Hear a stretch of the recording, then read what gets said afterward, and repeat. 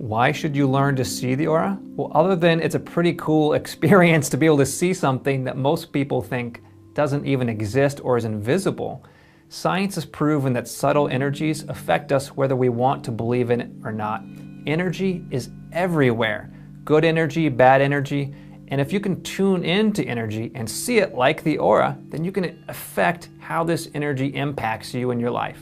So here we go. Here's how to see the aura, and here's how to see it on someone else. What you want to do is ask them to stand about 10 feet away, and they should stand on something like what I have, which is a plain white or a plain black background. And basically what you want is you just want something without any patterns, because that's going to make it harder to see the actual aura.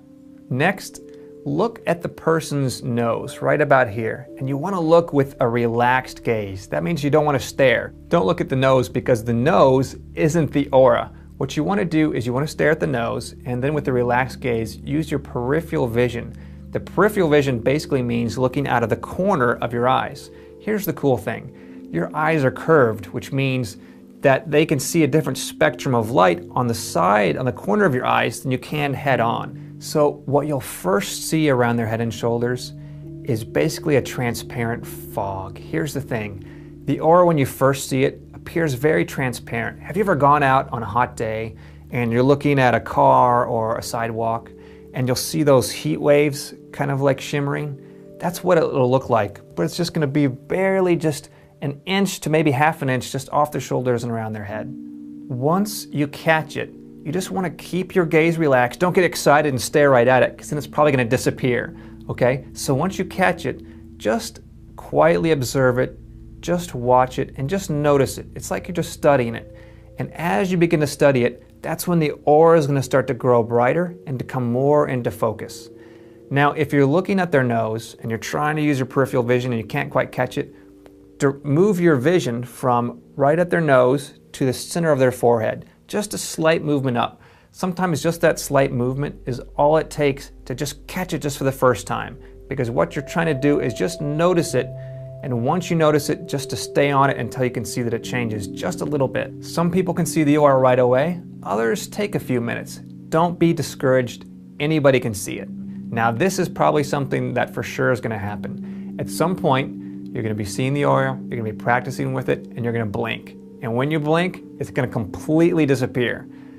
Don't panic. This happens to everybody. Here's the funny thing, is that your mind, your consciousness, is plugged into your brain and your body, right? Whenever you blink like that, it tells your consciousness to reset. So remember, because you're watching the aura, you're tuning into that frequency of energy. As soon as you blink, it drops you back down to where you were before. The more you practice, the less this is going to happen. But in the beginning, it is going to happen. It happens to everybody. Just practice and you'll get your way through it. Now let's say you're by yourself, and here's how to practice seeing your own aura.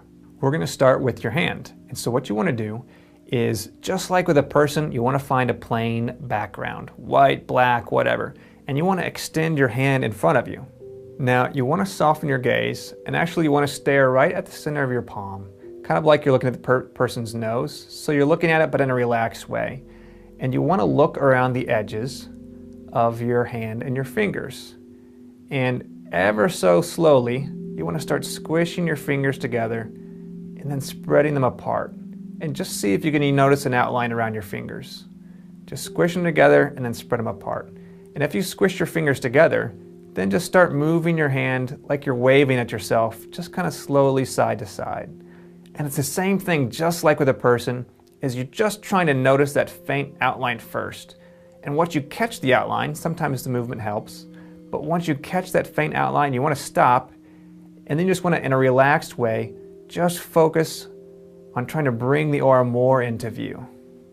The movement is just trying to get the aura to move into just the right spot in your peripheral vision, and then sometimes you'll notice it just kind of pops right out.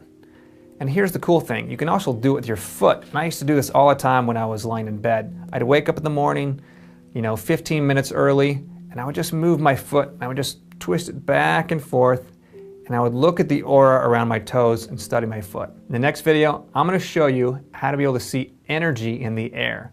Here's the cool thing, it's not really in the air, it's everywhere. So you're going to learn how you can see energy everywhere. If you're able to see the aura, share your excitement. Include a comment below telling us about it, then join us on Facebook. That's all for today. Thanks for watching, and I'll see you next time.